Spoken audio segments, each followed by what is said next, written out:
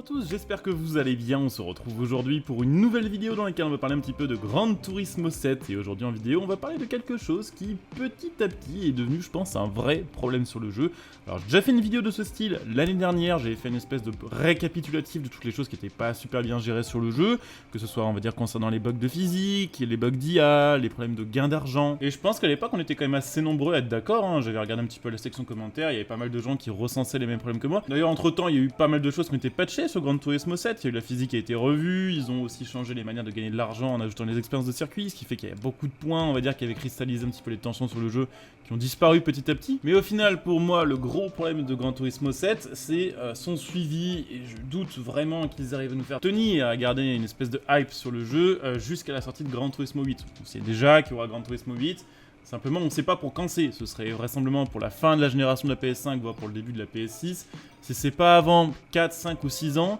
je vois pas trop comment GT7 ils vont faire pour tenir de la sorte. Mais bon, dans cette vidéo je vais expliquer un petit peu ce que je reproche à Gran Turismo 7 pour son suivi. Évidemment vous pouvez me dire en commentaire si vous êtes d'accord avec ça ou pas, évidemment. Vous pouvez aussi laisser un petit like pour soutenir la chaîne, vous pouvez vous abonner pour les prochains contenus. Sachant que quand il y a des matchs sur Gran Turismo 7, je suis quand même assez régulier, je teste en général de nouvelles voitures, je fais des lives pour découvrir les nouvelles épreuves, donc n'hésitez pas, si vous ne souhaitez rien manquer des prochains contenus que je propose, à vous abonner. On va commencer par parler un petit peu des dernières mises à jour qui sont arrivées sur Gran Turismo 7, puisque cette année, même si le rythme des mises à jour a un petit peu réduit, il y a quand même eu pas mal de mages. Et en vrai, côté voiture, on peut pas dire qu'ils aient mal géré le truc. Il y a eu une vingtaine de modèles qui ont été ajoutés les 6 derniers mois. Et je crois qu'à part pour 4 ou 5 d'entre eux, la plupart sont des nouveaux modèles spécialement modélisés pour Gran Turismo 7, avec dans ces modèles-ci des véhicules assez sympathiques et assez attendus, je pense, par la communauté, comme la Maserati MC20, comme la Aston Martin Valkyrie, comme la Bugatti Chiron, ou la BMW M2 Competition, ou encore évidemment la Giulia GT-AM. De ce côté-ci, j'ai pas grand-chose à reprocher au jeu, je trouve qu'ils ont plutôt bien géré, mis à part pour la dernière mise à jour, celle actuellement sur laquelle on est, hein, la 1.36, où les ajouts sont un peu chelous, dans le sens où on a 4 nouvelles voitures, mais avec seulement 2 d'entre elles disponibles Day One, qui sont la MC20 et l'ancienne sur les Corvettes. Les 2 autres n'arrivent qu'en août ou en septembre, parce que ce sont des récompenses d'événements ou parce que ce sont des récompenses de communauté. Ça, j'avoue que ça peut être un peu saoulant de se dire qu'au final, ça fait 1 mois et demi qu'on n'a pas eu de mage, et que la mage qui arrive nous donne que 2 véhicules, et que la suite de la 1.36 n'arrivera que quelques jours au final avant la 1.37. En plus de ça, il faut rajouter 2 micro-dramas avec cette mise à jour, c'est qu'apparemment, pour débloquer la Corolla, qui est une des nouvelles voitures qu'on doit attendre jusqu'au 28 août 2023, il faut participer au mode sport. Or, si je dis pas de bêtises, le mode sport il est réservé aux gens qui payent l'abonnement multijoueur. Et l'autre c'est l'ambulance Toyota, ajout qui n'a pas été spécialement attendu par la communauté et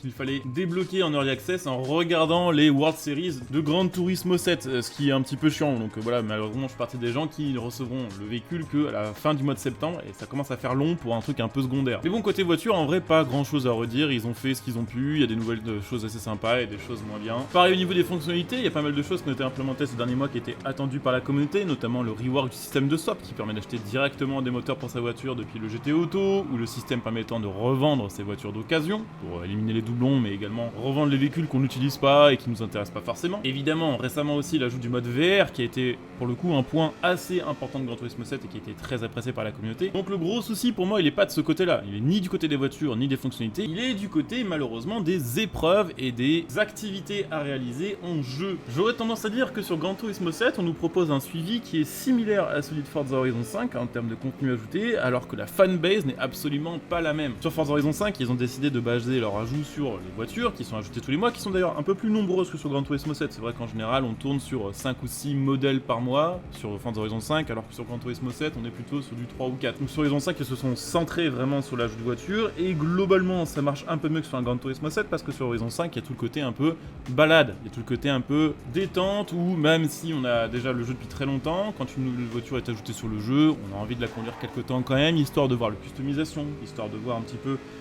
le rendu au volant, histoire de voir aussi un petit peu comment elles se font dans le cadre de la map de Forza Horizon 5, si on peut réussir à faire des jolies photos avec, si tout simplement elle est agréable à conduire en promenade. J'ai l'impression que sur Gran Turismo 7, ils ont voulu essayer de faire un truc un peu similaire, c'est-à-dire essayer de régénérer une hype tous les mois avec uniquement des ajouts de véhicules. Alors je pense que la fanbase n'est pas du tout la même et qu'on ne joue pas du tout aux deux jeux pour les mêmes raisons. Il y a quelque chose sur Gran Turismo 7 qui me manque énormément, qui était présent à l'époque de Gran Turismo 4, c'est par exemple les championnats constructeurs. C'est quelque chose qui est très demandé par la communauté et c'est quelque chose qui pour l'instant, n'est pas prévu, à mon avis, sur Gran Turismo 7. Nous n'avons aucune news à ce sujet-là. Pour ceux qui ignorent ce qu'étaient les championnats constructeurs sur Gran Turismo 4, c'était des championnats. C'était marque par marque, par exemple, on allait chez Audi, on avait un championnat par exemple pour les Audi TT, on était tous en Audi TT, et une fois toutes les courses goldées, on débloquait une récompense spécifique qui permettait de profiter un petit peu de challenge, qui permettait aussi de rouler avec des voitures de marque qu'on appréciait, sans que ce soit imposé par le jeu, et ça avait multiplié par 10 le nombre d'heures de jeu qu'on pouvait passer sur un jeu comme celui-ci. Les championnats constructeurs ne sont toujours pas sur Gran Turismo 7, il n'y a pas toujours non plus de vraie endurance. Je rappelle que c'est quelque chose qui est très attendu par la communauté, parce que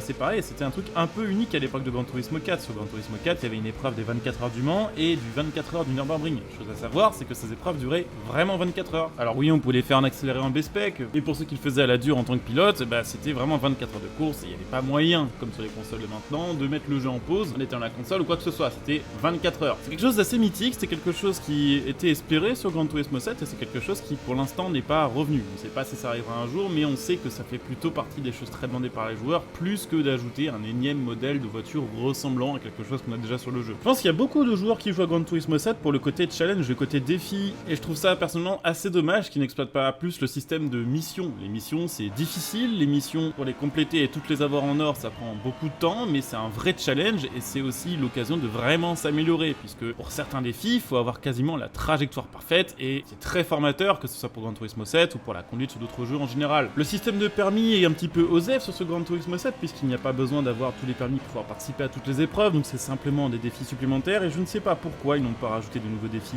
ni en mission ni en permis depuis plusieurs mois, alors que clairement le challenge c'est vraiment quelque chose d'important en ce qui concerne le gameplay de ce jeu. Pareil au niveau des menus, c'est vraiment là que se déroule la carrière de Gran Turismo 7, on a des menus à compléter qui permettent de débloquer telle ou telle voiture. Le seul souci, c'est que ça fait quand même vraiment longtemps maintenant qu'on n'a pas eu de vrais nouveaux menus ajoutés in-game avec de vraies bonnes récompenses. La plupart des menus qui sont ajoutés, c'est des menus de collection où il suffit d'acheter les voitures en question pour compléter le menu, et il n'y a plus vraiment d'objectif de course. Alors je ne sais pas si cette manière de proposer des mises à jour sur Gran Turismo 7 est vraiment volontaire de la part des développeurs, si c'est vraiment genre Kaz, Yamauchi et toute sa team qui se sont dit tiens, on va faire les choses comme ça et on va essayer de faire tenir Gran Turismo de cette manière, ou s'ils ont prévu cette forme de suivi pour s'inspirer de ce qui marche ailleurs, mais qui d'ailleurs ne finit même plus vraiment par marcher ailleurs, hein. Il suffit de voir un petit peu ce qui a été reproché à Forza Horizon 5 depuis sa sortie, c'est que oui, ils ajoutent des voitures, oui, ils ajoutent des voitures demandées par la communauté, mais que même en ajoutant des voitures, au final, on n'a pas tant de choses à faire que ça sur le jeu. En tout cas, j'ai l'impression de ne pas être le seul à me plaindre de ça, et j'ai l'impression que globalement, que ce soit des joueurs de Gran Turismo qui sont arrivés avec le 7, ou que ce soit des gens qui ont connu comme moi